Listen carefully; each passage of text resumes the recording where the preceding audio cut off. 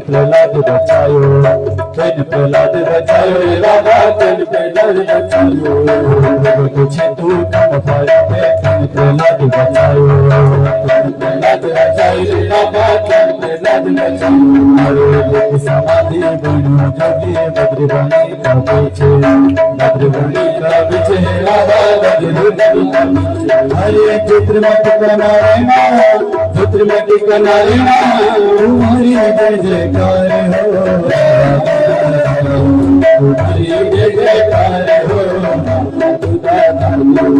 बाबा दुधाधारी, तुम्हारी जय जयकार हो, बाबा दुधाधारी, तुम्हारी जय जयकार हो, बाबा दुधाधारी, बाबा दुधाधारी, तुम्हारी जय जयकार हो, बाबा दुधाधारी, तुम्हारी जय जयकार हो, बाबा दुधाधारी। नरसिंह कृष्ण तारी, नरसिंह कृष्ण तारी, तुम्हारी जय जयकार हो, बाबा दुधाधारी, तुम्हारी जय जयकार हो, बाबा दुधाधारी, तुम्हारी जय जयकार हो, बाबा दुधाधारी, तुम्हारी जय जयकार हो, बाबा दुधाधारी, तुम्हारी जय जयकार हो, बाबा दुधाधारी, बाबा दुधाधारी, बाबा दुधाधारी। बोल भक्त वत्सल भगवान की जय, श्री राधे श्याम। भगवान ने नरसिंह अवतार लिया भक्तों के लिए। मानो भगवान संदेश देना चाहते हैं कि मेरा भक्त जिस भाव में भी मेरा स्मरण करता है, मेरा पूजन करता है, मेरा वंदन करता है, मैं उसी भाव में उसे दर्शन देता हूँ, उसी भाव में उसके समस्त मनोरथों को पूर्ण करता हूँ। ब्रह्मादि के देवता सामने आए, सबने भगवान से क्षमा मांगी, और जब भगवान का क्रोध शांत नहीं हुआ तो मां लक्ष्मी जी को बुलाया गया कि भगवान के उस नरसिंह के क्रोध को शांत किया जाए। मां भगवती सुंदर आरती की थाली लेकर जब भगवान नरसिंह के सामने पहुंची और जैसे भगवान नरसिंह का स्वरूप देखा, लक्ष्मी जी ने कहा, ना प्रभु, ये मेरे नारायण नहीं हो सकते, इतने क्रोधी मेरे नारायण तो शांताकारं भुजगशयनं पद्मनाभं सुरेशं विश्वाधारं गगनसदृशं मेघवर्णं शुभांगं लक्ष्मीकान्तं कमलनयनं योगविरध्यानगम्यं वन्दे विष्णुं भवभयहरं सर्वलोकैकनाथं।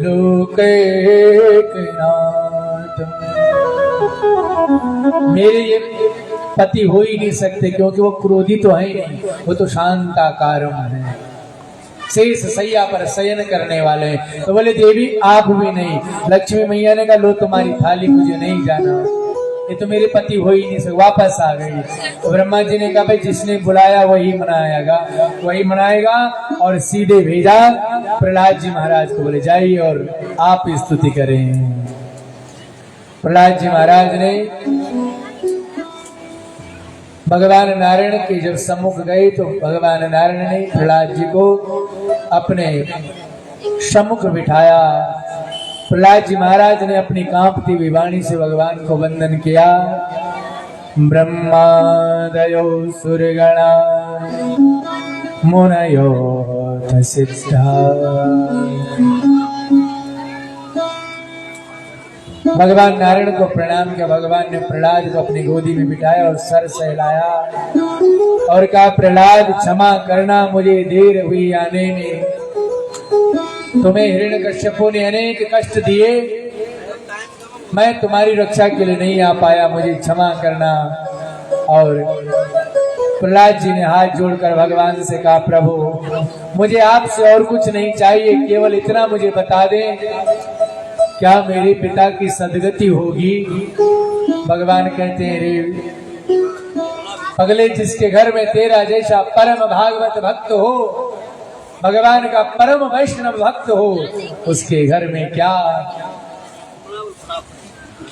कभी अवगति या अधोगति हो सकती है। तुमसे पहले प्रहलाद, तुम्हारी 16 पीढ़ियां आगे और 16 पीढ़ियां पीछे सब की सब पवित्र हो चुकी हैं, पावन हो चुकी हैं, पतित हो चुकी, पुण्यशील हो चुकी हैं, पुण्यमयी हो चुकी हैं। अब तुम्हें ये व्यर्थ की चिंता करने की आवश्यकता नहीं। और प्रहलाद जी ने भगवान को बारंबार नमस्कार करते हुए भगवान नरसिंह त्रिपुर दहन करते हुए स्वधाम की ओर गमन किए। और भगवान सुखदेव से राजा परीक्षित जी भगवान सुखदेव से पूछते हैं, प्रभु मैंने सुना कि एक बार एक हाथी के पैर को एक छोटे से मगरमच्छ ने पकड़ लिया। अब विचार कीजिए कि हाथी कितना बड़ा होता है और मगरमच्छ कितना छोटा।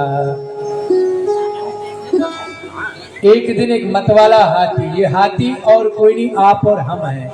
कहानी ध्यान से कथा सुनिएगा, आपको आभास होगा कि हाथी और कोई नहीं हम ही हैं, जो इस जगत को अपना समझ बैठते हैं, समस्त प्राणी मात्र को अपना समझ बैठते हैं। आसीत गिरिवरो राज त्रिकूटा इति विश्रुता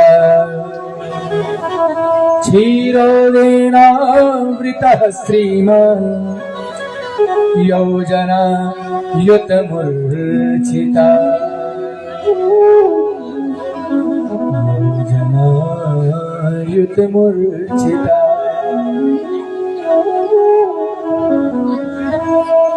त्रिकुट नाम का पर्वत है, क्षीर सागर में विराजमान है। और उसी क्षीर सागर में त्रिकुट नाम का पर्वत है और वरुण का उद्यान, एक बगीचा है और उसमें एक तालाब है।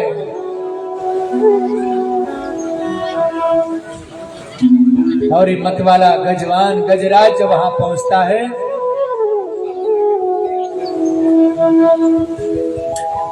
वहां पर जब गजराज पहुंचते तो सबसे पहले उस तालाब का पानी पिया। पानी पीने के बाद कुछ कमल नाल को तोड़ डाला और कमल नाल तोड़ने के बाद उसी जल में नहाने लगा। और जब उसी जल में नहाने लगा, उस जल में छिपा हुआ जो मगर था, मगरमच्छ था, उसने हाथी का पैर पकड़ लिया। अब जैसे ही हाथी का पैर पकड़ा तो हाथी ने सोचा कोई छोटा सा मगरमच्छ होगा, बड़ी जोर से पैर झटका लेकिन छुड़ा नहीं पाया। अब हाथी ने और ताकत लगाई, जैसे खींचे वैसे अंदर अंदर जाए। अपनी पत्नियों को पुकारा, बोले देवियों आओ बचाओ। पत्नियों ने भी खींचना प्रारंभ किया, लेकिन जब बाहर नहीं निकला पत्नियों ने कहा महाराज प्राणों की रक्षा तो स्वयं ही करनी चाहिए। पत्नियां भी हाथी की बाहर आ गई और हाथी अंदर डूबता रहा। पुत्रों को पुकारा, पुत्रों ने भी खींचा लेकिन नहीं खींच पाए। अब जब हाथी ने चारों ओर देख लिया कि अब कोई मुझे बचाने वाला नहीं है, अब मुझे कोई बचा नहीं सकता, जब ये मन में विचार किया तुरंत ही चारों ओर जब दृष्टि डाली तो कोई दिखा नहीं, कोई मदद के लिए आगे आया नहीं। तो अंत में हाथी ने भगवान नारायण की स्तुति करनी प्रारंभ कर दी। ये जगत है महाराज, हम भी सोचते हैं शायद हमारी पत्नी है जो हमारा साथ देगी, लेकिन जब वो अंतिम समय निकट आएगा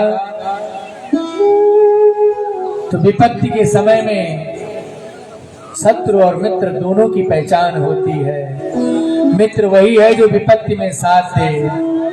हम समझते हैं शायद हमारी पत्नी हमारा साथ देगी, लेकिन हाथी ने भी पत्नियों को पुकारा, लेकिन पत्नियों ने उतना ही साथ दिया जितना सामर्थ्य था। कहने का तात्पर्य है कि हमें अपने कर्मों की सजा अपने आप ही भुगतनी है। हम सोचें जो पुण्य और पाप हमने किए शायद वो बंट जाएं, वो बंटते नहीं है। कई बार हम मन में सोचते हैं शायद हमने कथा सुन ली तो हमारे पाप कम हो जाएंगे। ना, ये ना सोचना पाप कम हो जाएंगे। पाप किए हैं तो उसकी सजा मिलेगी, पुण्य किया है तो उसका प्रसाद भी मिलेगा। आज गजराज ने बड़ा जोर लगाया लेकिन बच नहीं पाया। पत्नियां भी छोड़कर चली गई। वही हमारी स्थिति होती, पत्नी, बच्चे, सगे संबंधी, भाई, बंधु, नाती, पोते। इसीलिए कहता हूं माता जी, 60 वर्ष के बाद जो नाती का प्रेम है ना उसे छोड़ दो। जो नातियों का प्रेम लेके डोलते रहते हो ना, कंधे में लटका के रखते हो, उसे छोड़ दो। उसके माँ बाप अपने आप देखेंगे, आप अपनी सोचो अब। क्योंकि 60 वर्ष के बाद नाती काम नहीं आएगा, भजन काम आएगा। विशेष निवेदन है, शायद ये सोचो कि मेरा सहारा बनेगा तो सहारा नहीं बनेगा, दुख ही देगा। आज गजेंद्र ने भी सोचा शायद पुत्र साथ दें, लेकिन साथ नहीं देते हैं। केवल हमारे द्वारा किया गया भजन ही साथ देगा। और जो लोग सोचते हैं कि बुढ़ापे में भजन करेंगे, उनकी सबसे बड़ी गलतफहमी है। उदाहरण के लिए हमें 100 वर्ष का जीवन मिला तो 50 वर्ष तो केवल सोने में काट लिए हमने। रात को सोते ही है तो 50 वर्ष तो पहले कम हो गया। बचे कितने? 50। अब इन 50 में से 25 वर्ष पढ़ाई लिखाई नौकरी ढूंढने में लगा दो। अब कितने बचे? 25। अब इन 25 वर्षों में शादी भी है, ब्याह भी है, बच्चे भी हैं, नौकरी भी है, रिश्तेदारी भी है। अब कहां बचा समय हमारे पास भजन करने का? भजन करने का समय ही नहीं रहा अब तो। इसलिए भजन की कोई उम्र नहीं होती। जो अवस्था मिले, जब मिले तो भजन करना चाहिए। और सबसे बड़ा भजन है माता पिता की सेवा। सबसे बड़ा भजन कहा गया है।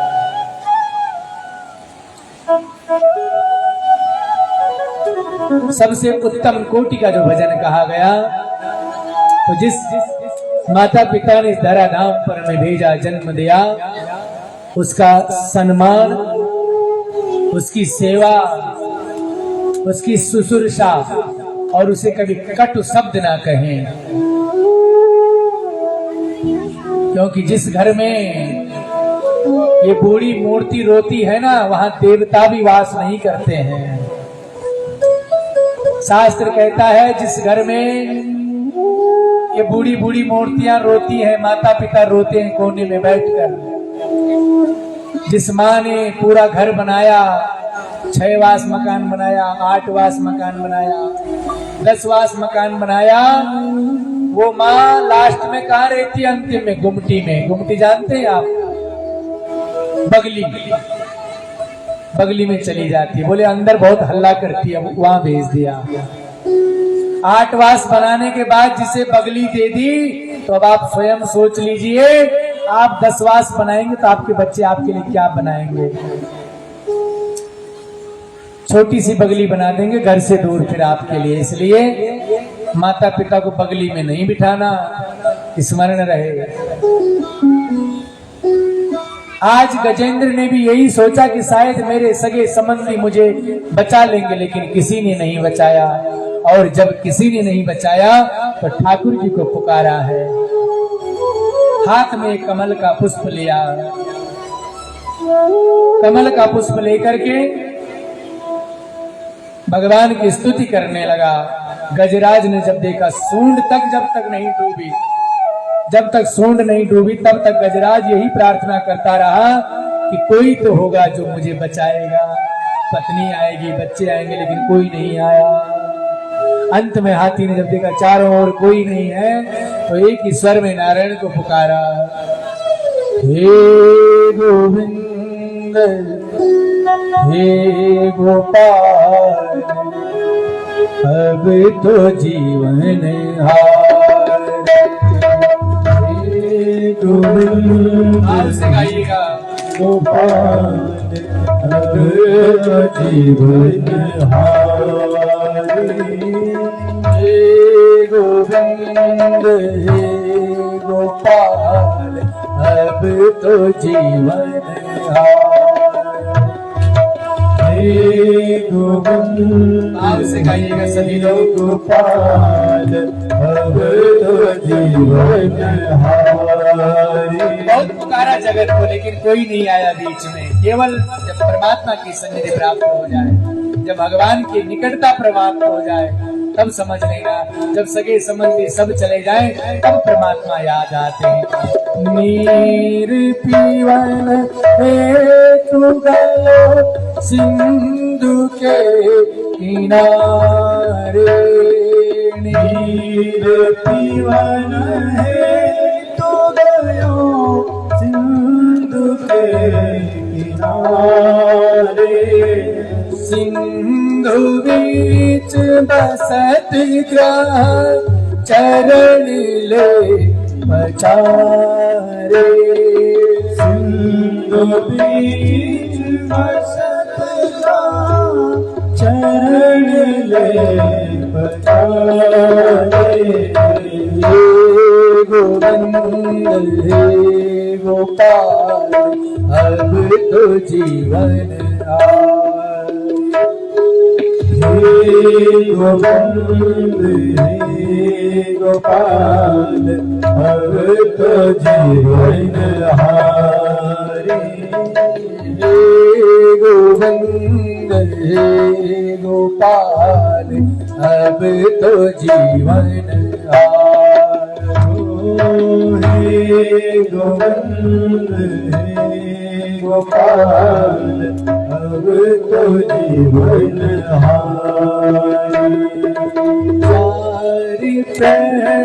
युग भयो लाई गयो मझधारे, चार युग भयो गयो मझधारे, चार प्रहर युग भयो लाई गयो मझधारे, चार प्रहर युग भयो ले गयो मझधारे।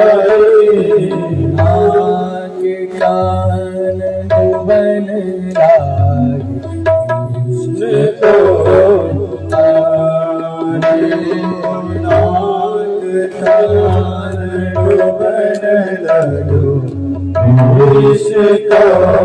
पुकारे। गोविंद हे गोपाल जय दया गोविंद हे गोपाल अब तो जीवन हारे। गोविंद हे गोपाल अब तो जीवन हारे, अब तो जीवन हारे, अब तो जीवन हारे। बोल भक्तवत्सल भगवान की। जब देवताओं ने देखा कि हाथी ने किसी का नाम तो लिया नहीं, स्तुति भी करी। नमोऽस्त्वनन्ताय सहस्रमूर्तये सहस्रपादाच शिरोरवाहवे। सहस्त्र सिर का भगवान उस परब्रह्म की स्तुति करी कि जो इस जगत चराचर को चला रहा है, जो परम भागवत, जो सत्ता विराजमान है, जो सूर्य के प्रकाश में जो तेज भरता है, चंद्रमा को जो शीतलता प्रदान करता है, अग्नि को जो उष्णता प्रदान करता है, उन सब का जो ईश है, हे नारायण, मैं आपको वंदन करता हूँ, मैं आपको प्रणाम कर। कोई नहीं कामो सर्व कामो वा मोक्ष काम मुरारदे, जिसका कोई नहीं उसका मैं हूँ। और सीधे ठाकुर जी के पास लक्ष्मी जी ने पूछा, महाराज कौन है जिससे मिलने जा रहे हैं? हा कहे बैकुंठ में थी हाथी के पास हाँ बैकुंठ में एक और थी, हाथी के पास में आ गए और भगवान ने सबसे पहले अपने सुदर्शन चक्र से ग्रह का उद्धार कर दिया, ग्रह को मार डाला और क्षण मात्र दृष्टि मात्र से गजराज को बाहर निकाला। गजराज बाहर आए, भगवान के श्री चरणों में प्रणाम किया, वंदन किया और उन्हें प्रणाम करने के बाद भगवान से क्षमा मांगी। प्रभु मैं इस अहंकार में था कि मुझसे बड़ा बलशाली कोई नहीं है, आज मेरा अहंकार चूर हो गया कि एक मात्र छोटे से मगरमच्छ ने मुझे परास्त कर दिया और मैं आज जगत से भी जान पड़ा। मैं जगत को भी जान गया कि पत्नी बंधु ये सब के सब नाते रिश्तेदार ये सब के सब स्वार्थी हैं, स्वार्थ लाग करहि सब प्रीति, स्वार्थी हैं ये सब के सब। जब तक मैं ताकतवर था तब तक सब मेरे पीछे ध्वज बनकर रहते थे, जैसे मैं विपत्ति में आया प्रभु सब के सब छोड़कर चले गए। भगवान कहते हैं कि हे गजराज यही तो विडंबना है संसार की। संसारी व्यक्ति अपने को ही सर्वस्व मान लेता है और जब अपने आप को सर्वस्व मानता है नित्य निरंतर तभी वह कष्ट पाता है। यह हाथी पूर्व जन्म में इंद्रधुम्न नाम का राजा था, इस जन्म में यह हाथी बनकर इसने जन्म लिया। आइए कुछ प्रसंगों को प्रणाम कुछ को नमस्कार करते हुए आगे बढ़ते हैं। वामन भगवान का प्राकट्य व 52 उंगल के वामन भगवान हैं, 14 रत्न उत्पन्न हुए। आइए एवं सूर्यवंश में प्रवेश करते हैं। कथितो वंश विस्तारो भवता सोम सूर्ययो। राजा परीक्षित कहते हैं प्रभु अब तक आपने जो भी कथाएं मुझे सुनाई है बहुत विस्तार पूर्वक सुनाई है, अब जो ठाकुर जी की कथा आने वाली, मेरे आराध्य की कथा आने वाली, इसको बड़े सटीकता से बड़े धीरे धीरे सुनाना है। ब्रह्मा के पुत्र मरीचि, मरीचि के कश्यप, कश्यप के व्यवस्थान सूर्य, इन्हीं से चला सूर्य वंश और इक्ष्वाकु निर्ग, निर्ग के श्रेयाति, श्रेयाति के रेवत, रेवत जी की कन्या का बलराम जी के साथ में विवाह हुआ। इन्हीं के वंश में नाभाग, नाभाग के अम्बरीश, अम्बरीश के विरूप, विरूप के विकुक्ष, विकुक्ष के ककुत्स, ककुत्स के मानदाता, मानदाता के अस्मत और अस्मत के दशरथ, दशरथ के विश्वसा और विश्वसा के दिल सगर, और सगर के दिलीप और दिलीप के भगीरथ और भगीरथ के हुए हैं खटवा, विश्वसा, विश्वसा के खटवांग दीर्घ बाहु अज और अज के हुए हैं दशरथ और दशरथ के घर में, दशरथ जी के घर में आए हैं राम जी। सिया राम मैं सब जग जानी, करहूं प्रणाम जोरी जुग पाने। राम मैं सब जग जानी, करहूं प्रणाम जोरी जुग पाने।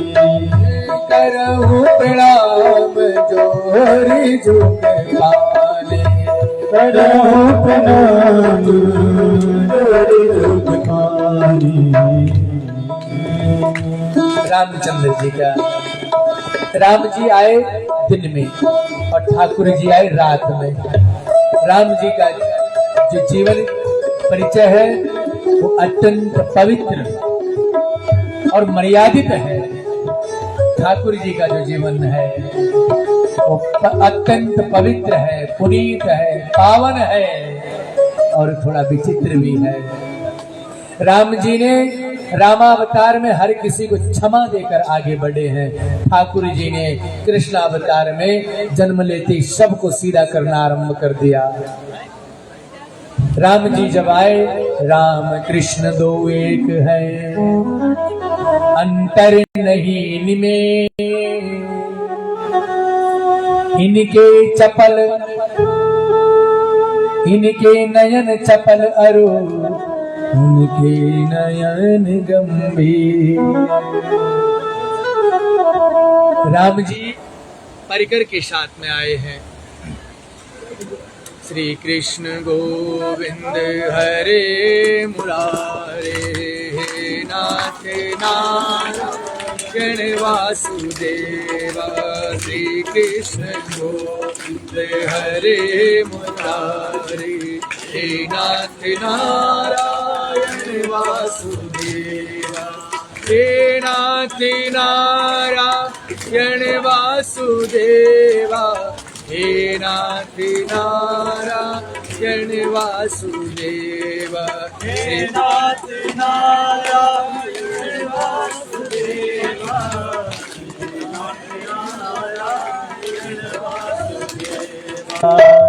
कृष्ण गोविंद हरे मुरारे, हे नाथ नारायण वासुदेवा। बोल भक्तवत्सल भगवान की जय जय। रामचंद्र जी संपूर्ण परिकर के साथ आए हैं, अपने पार्षदों के साथ में आए हैं। चैत्र मास का मधुमास पुण्य मास और नवमी तिथि पर भगवान का प्राकट्य हुआ है। नवमी तिथि मधुमास पुनीता, शुक्ल पक्ष अभिजित हरि प्रीता। मध्य दिवस शीत न घामा, आवहि मोरे गृह लोक विश्राम। राम जी आए हैं, नवमी तिथि, चैत्र का महीना। रामचंद्र जी जब भी इस धराधाम पर आए तो राजा दशरथ जी चौथे पर अर्थात 60 वर्ष से ऊपर की उम्र हो गई, चौथे पर बाल सफेद हो गए, तब जाकर राम जी आए हैं।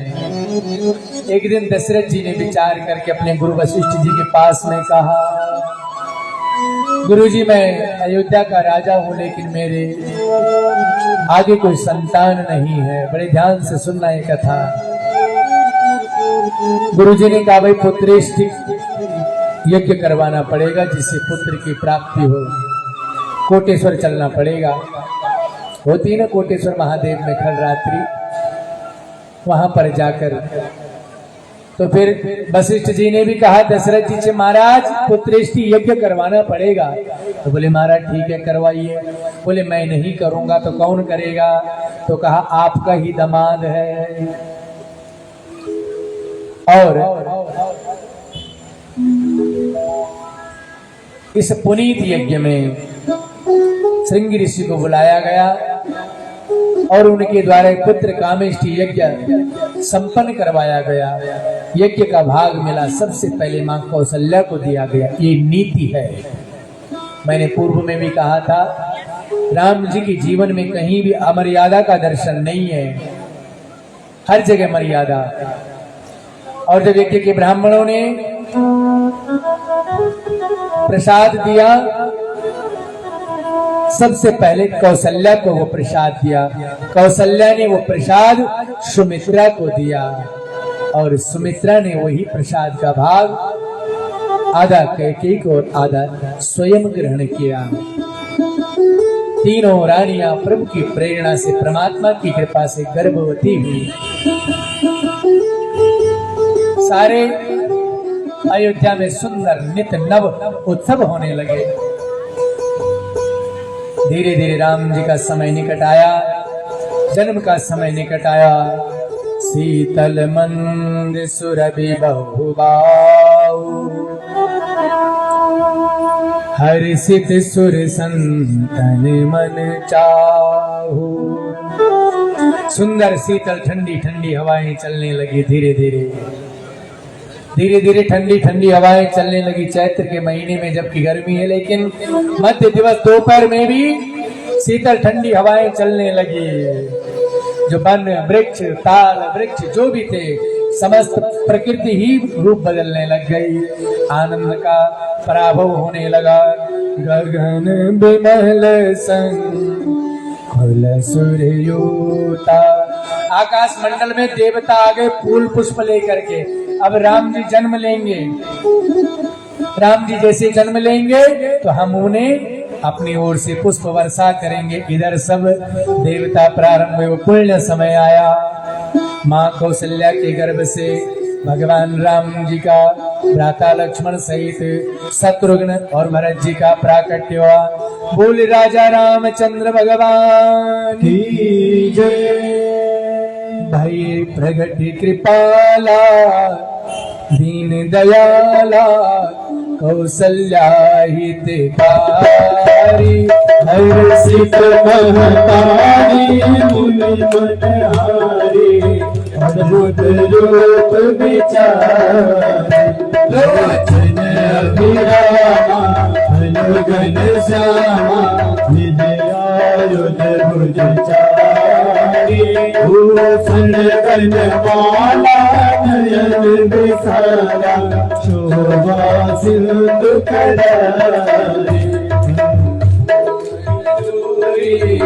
स्तुति तोरी तेरी विधि करो अनंता गुण गाना गीत यमाना वेद पुराण गणता करुणा सुख सागर तव गुण आगर जय गावै श्रुति संता सोम महित लागी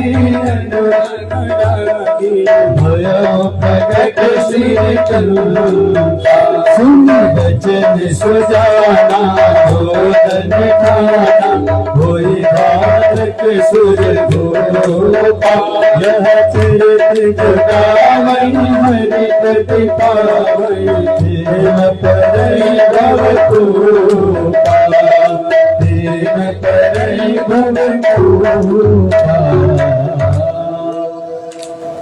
और पुण्य समय आया। भगवान चतुर्भुज रूप में 4 अंश रूप में उत्पन्न हुए, प्रकट हुए, अवतरित हुए और सुंदर गुरु वशिष्ठ जी के द्वारा इन सब का नामकरण किया गया। विप्र जौआनंद सिंधु सुख राशि सीकर त्रिलोक्यति सुपासे जो सुख धाम राम रस नामा अखिल लोकदायक विश्रामा। अखिल ब्रह्मांड नायक जो समस्त भूधरा का आराम विश्राम होगा वही राम है। बोल राजा रामचंद्र भगवान विश्व भरण पोषण कर जोई ताकर भरत नाम अस होई। दूसरा नाम भरत जी का जो विश्व को भरण कर लेता है, भरत जी प्रदान किया, भरत जी का नाम दिया। और जिसके नाम स्मरण मात्र से शत्रुओं की छाती विदीर्ण हो जाती है वो है शत्रुघ्न महाराज। और गुरु वशिष्ठ जो लक्ष्मण धाम राम प्रिय, जो राम के सबसे प्रिय है, उनका नाम लक्ष्मण रखा। और राम जी का विवाह सीता जी के संग में, सीता जी का विवाह उर्मिला जी के संग में, उर्मिला और भरत जी का विवाह मांडवी जी के संग में, और शत्रुघ्न जी का विवाह श्रुतकीर्ति के संग में हुआ।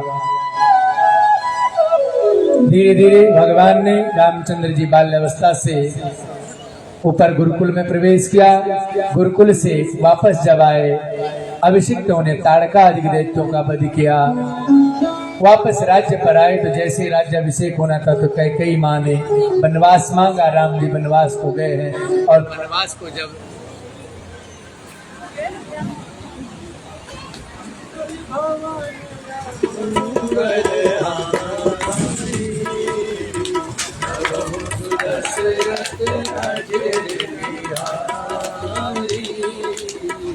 मंगल मंगल हारी दशरथ अधीर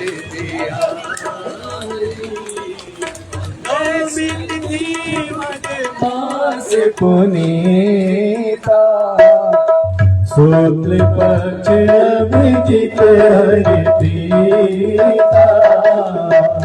जय सिया राम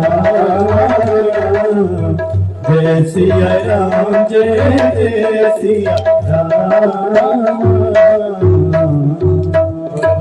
वत्सल भगवान की जय। राजा रामचंद्र जी को वनवास हुआ। मां कैकेयी ने अपने पूर्व वचनों से प्रेरित और बंद करके राम जी को वनवास प्रदान हुआ और भरत जी को राजगद्दी देने का अपना वचन सुनाया। राजा दशरथ जी ने भी रघुकुल रीति सदा चल आई, प्राण जाई पर वचन न जाई का धर्म निभाया और कैकेयी ने जो वरदान मांगा वो उसे प्रदान किया।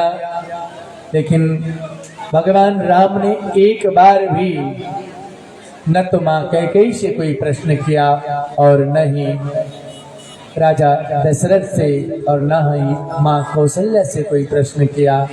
सशर्त जो कहा बलकल वस्त्रों को पहन करके भगवान वनवास की ओर गए हैं।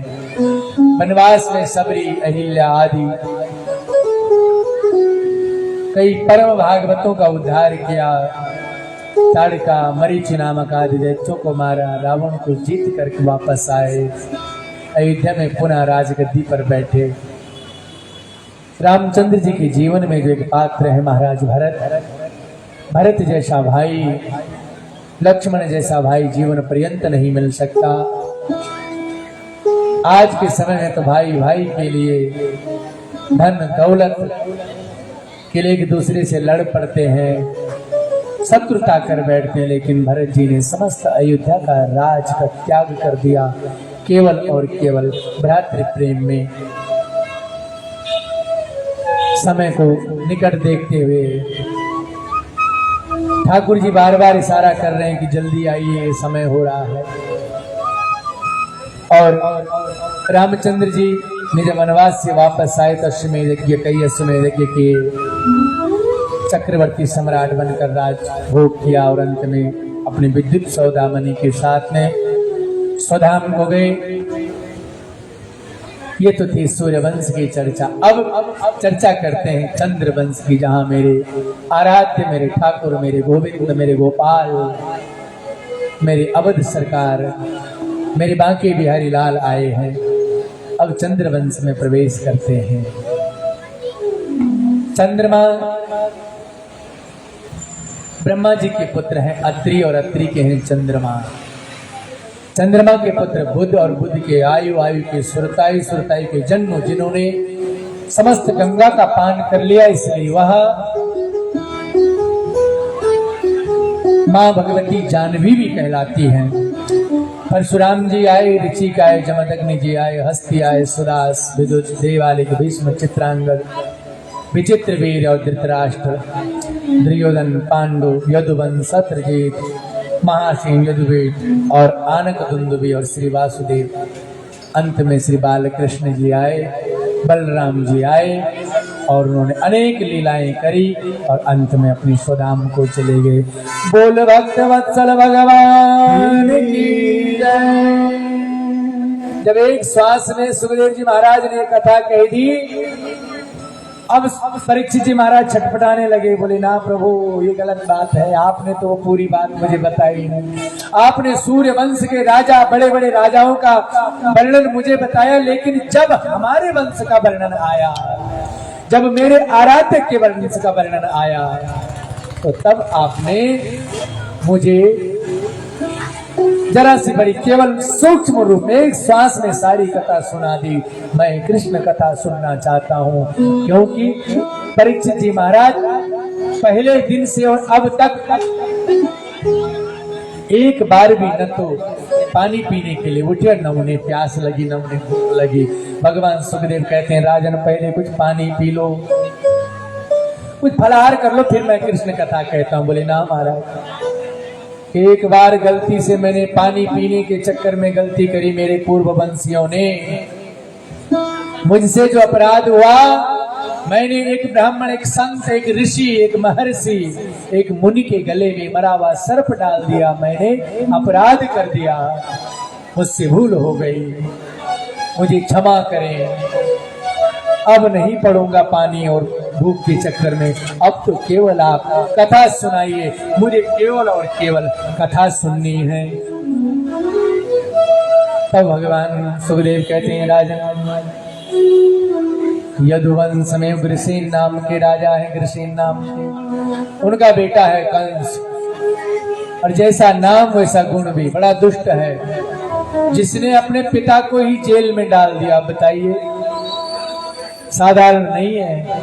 पिताजी को ही जेल में बंद कर दिया और अपना शासन चलाने लगा, स्वयं राजा बन गया कंस। इधर कंस ने देखा कि अब प्रजा मुझसे दुखी होने लगी। अब राजा ने सोचा, प्रजा मुझसे दुखी होती है कि जिसने अपने पिता को नहीं छोड़ा वो हमें क्या, हमारी क्या रक्षा करेगा। तो प्रजा में गलत संदेश जाने लगा। और इधर जब प्रजा में गलत संदेश जाने लगा तो कंस ने सोचा कि अपनी बहन, चचेरी बहन देवकी का विवाह इसी धूमधाम से करूंगा। सारी तो जनता है, नेताजी जो भाषण दे देते हैं उसी में खुश हो जाती है, कुछ भी पकड़ा दे लड्डू हाथ में, बस खुश हो जाती है। अब राजा ने एक नौटंकी शुरू की। क्या करी? मन तो काला है लेकिन तन को गोरा बना दिया। अपनी बहन देवकी के विवाह में इतना सुंदर आयोजन किया कि उससे पूर्व आज तक किसी का ऐसा विवाह न हुआ न होगा। सुंदर ढेर सारा दाम दिया, दहेज दिया। और आज तो कंस ने हद तब कर दी जब स्वयं रथ पर बैठा और वसुदेव और देवकी को पीछे बिठाया और स्वयं रथ हाँकने लगा।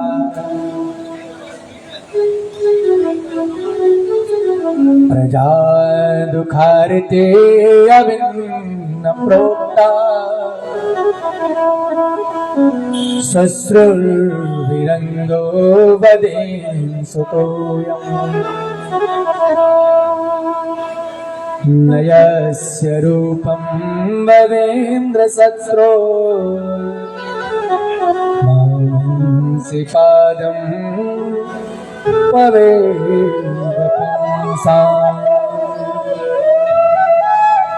प्रजा ने देखा, रे बोले लोग महाराज कंस के बारे में बहुत झूठ बात कहते थे, तो बहुत सज्जन है।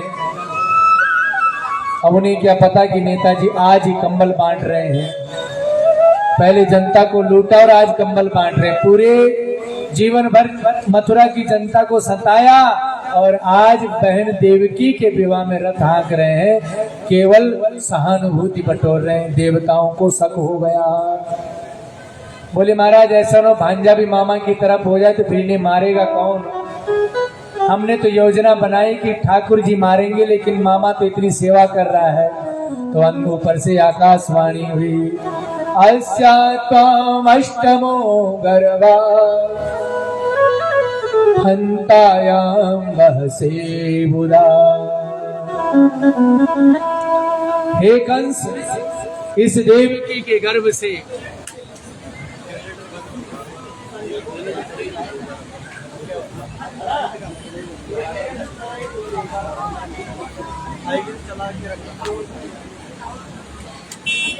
नारायण नारायण जय राम जय जय राम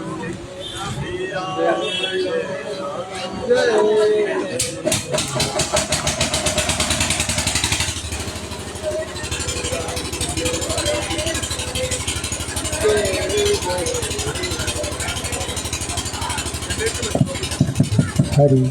कंस ने सोचा जैसे देवताओं ने सोचा थे कि आकाशवाणी कर दी, अष्टमो गर्वा हंतायाम बहसे बुधा। हे कंस, इस देवकी का जो 8वां गर्भ होगा वही तेरा वध करेगा। अब तो कंस ने जैसे ये बात सुनी, उठाई रस्सी, फेंकी, हाथ से उतरा रथ से, पकड़े बहन की चोटी और खींचा नीचे और कहा इसे मैं अभी मार देता हूँ। जब अभी मार दूंगा तो बच्चे ही नहीं होंगे, फिर मुझे मारेगा कौन? लेकिन साथ में वसुदेव जी विराजमान है। पति का अर्थ क्या है? पत्नी की रक्षा करना। वसुदेव जी हाथ जोड़कर कंस के पास में गए हैं और कंस से कहा, प्रभु आप इसे छोड़ दें, ये आपका नुकसान नहीं। इसका 8वां गर्भ है ना, तो मैं उसे आपके पास लेकर आऊंगा। बड़ा अनुनय विनय किया और कंस ने देवकी को छोड़ दिया। शाम होते ही, रात्रि होते ही नारद जी पहुंच गए मथुरा में। नारद जी हाथ में कमल लेकर गए और जैसे कमल लेकर के वहां पहुंचे तो नारद जी को गुरु मानता है। कंस ने कहा गुरु जी आज आकाशवाणी हुई। नारद जी ने कहा ठीक तो हुआ, सचेत कर दिया तुझे, तो तूने छोड़ दिया उन्हें? बोले हाँ। बोले छोड़ देगा तो ऐसा न कि जन्म ले और वहीं से तुझे मार दे, इसलिए उन्हें पकड़ करके कारागार में डाल दे। और कमल की पंखुड़ी घुमाई। बोले ये बता पहली पंखुड़ी कौन सी है? कंस ने पहली वाली पर हाथ लगा। नारद जी ने फिर घुमाई। बोले अब कौन सी? उसने 8वीं बताई। फिर घुमाई, फिर 7वीं बताई, 5वीं बताई। विस्मय में पड़ गया। बोले अब तो समझ नहीं आ रहा, ये देवता बड़े चालाक होते हैं। ऐसा न पहले को 8वां और 8वां को पहले कह रहे तुझे सुनने में गलती हो गई, इसलिए तो उसे जेल में बंद कर दे।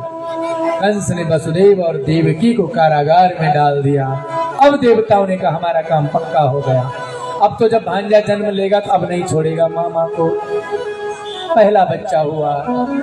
वसुदेव जी वही नियम के अनुसार उनके पास में ले गए, उन्होंने समर्पित कर दिया। दूसरा हुआ, तीसरा हुआ। इस प्रकार से जब 7वां बालक माँ देवकी के गर्भ में आया तब भगवान कहते हैं, देवकी के गर्भ में जाकर भगवान वसुदेव देवकी को दर्शन देते हैं और कहते हैं कि अब मेरे प्राकट्य का समय हो गया है, अब मैं आपके समस्त कष्टों को हरण करने के लिए आ रहा हूँ, आप अब सावधान हो जाएं। और जैसे ही 8वां गर्भ देवकी के गर्भ में आया, भगवान ने अपनी योग माया से कहा जाओ और इसे रोहिणी के गर्भ में स्थापित कर दो। और भगवान ने जो रोहिणी के गर्भ में जो कन्या है उसी देवकी के गर्भ में रख दो।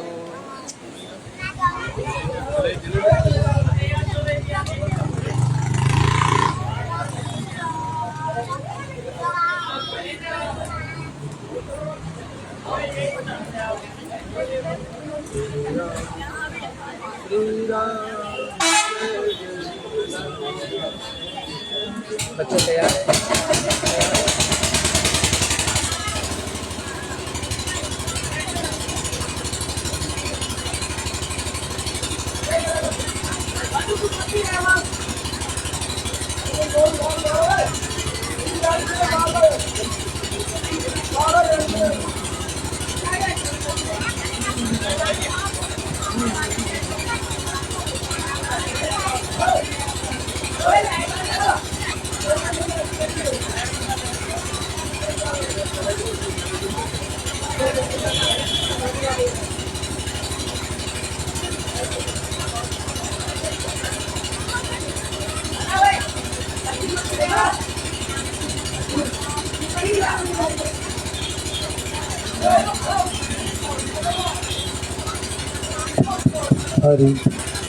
और इधर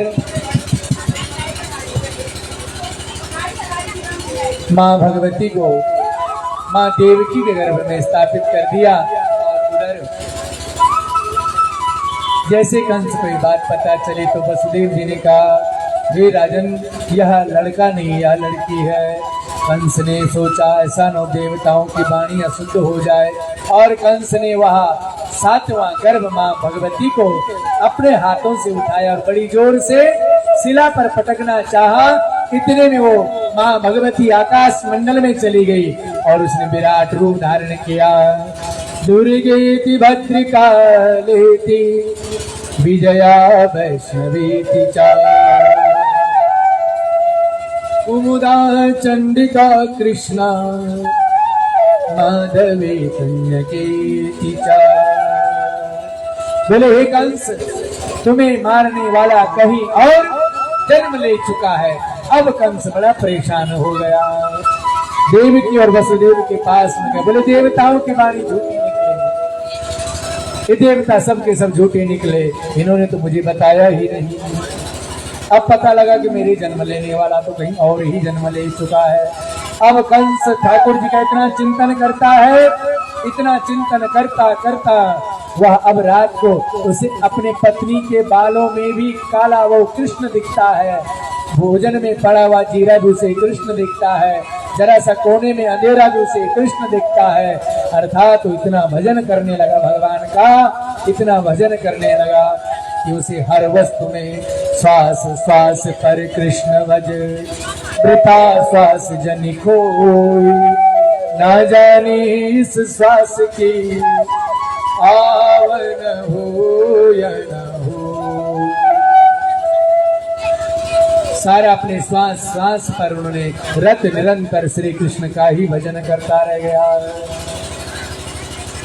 पुनः भाद्रपद का महीना आया, कृष्ण पक्ष अष्टमी तिथि, रोहिणी नक्षत्र, भव योग, तैतिल कर्ण, वृष राशि का चंद्रमा, मध्य रात्रि आई है और मध्य रात्रि में भगवान का प्राकट्य हुआ माँ देवकी की घर से। बोल बाल कृष्ण लाल की जय। भगवान माँ के सामने चतुर्भुज रूप में आए हैं और जैसे चतुर्भुज रूप में देवकी माँ ने सबने स्तुति कर, देवताओं ने भी स्तुति करी है। सुस्वागतम कृष्ण, सुस्वागतम कृष्ण, भाव से सभी लोग ठाकुर जी का स्वागत कीजिएगा। शुभ स्वागतम कृष्णा, स्वागतम कृष्णा, शुभ स्वागतम कृष्णा, स्वागतम कृष्णा, शुभ स्वागतम कृष्णा,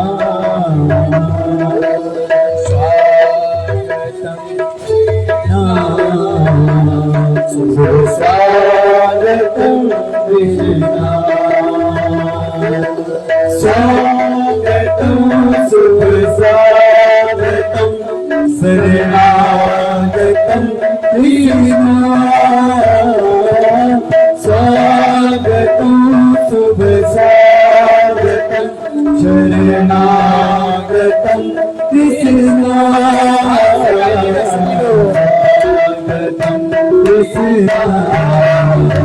शुभ स्वागतम कृष्णा,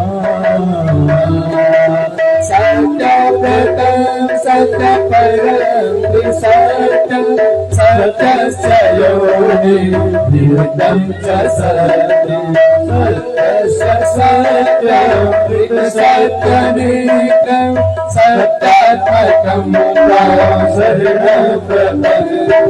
स्वागतम कृष्णा, शुभ स्वागतम कृष्णा, स्वागतम कृष्णा, शुभ स्वागतम कृष्णा, एकायनो सत्पुनस्त्रिमूला संचार सात सदति आत्मा सतपदता बिटपो नवाचो रसचदे आदित्य गोयते। स्वागतम कृष्णा, शुभ स्वागतम कृष्णा, स्वागतम कृष्णा, शरणागतम कृष्णा, स्वागतम कृष्णा, शुभ स्वागतम कृष्णा, स्वागतम शुभ स्वागतम शरणागतो कृष्णा, स्वागतम शुभ स्वागतम शरण